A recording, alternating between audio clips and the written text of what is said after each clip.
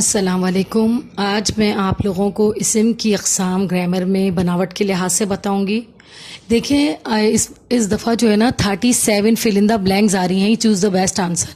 اگر آپ کو گرامر آتی ہوگی تو آپ اردو کا پیپر حل کر سکتے ہیں، ورنہ پھر اردو کا پیپر آپ نہیں کر سکیں گے. صحیح ہے.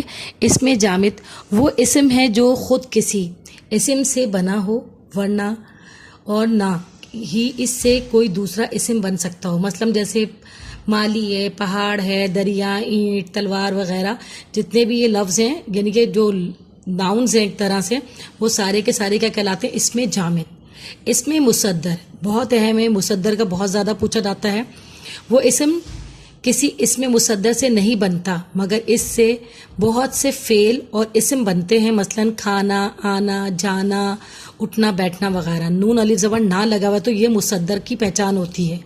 یاد رکھیں کچھ اسم ایسے بھی ہیں جن میں نہ تو آتا ہے مگر وہ مصدر نہیں ہوتے، جیسے نانا، کھانا، چونا، سپنا، تانا، بانا، کھلونا، چنا.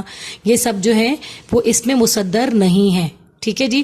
اس میں مشتق وہ اسم ہے جو خود تو مصدر سے بنتا ہے مگر پھر اس سے کوئی اور لفظ وغیرہ نہیں بنتا. مثلا پڑھائی، کہا سنا وغیرہ، یہ ایسے لفظ ہیں جو کہ اس میں مشتق کہلاتے ہیں. ہمیں یہ چیزیں اگر آپ صرف سن بھی لیں تو اس سے آپ کو بہت فائدہ ہوگا. اردو گرامر کو سمجھنا ہوگا، تبھی آپ فل ان دا بلینکس یعنی کہ چوز دا بیسٹ آنسر جو ہیں وہ کر سکتے ہیں امتحان میں، ورنہ پھر آپ کو بہت مشکل ہو جائے گی.